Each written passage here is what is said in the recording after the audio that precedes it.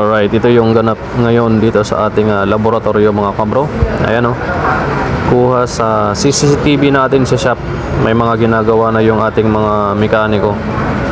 Ayan, isa, dalawa. Then, yung dumating kanina, maingay, EXT, yung motor.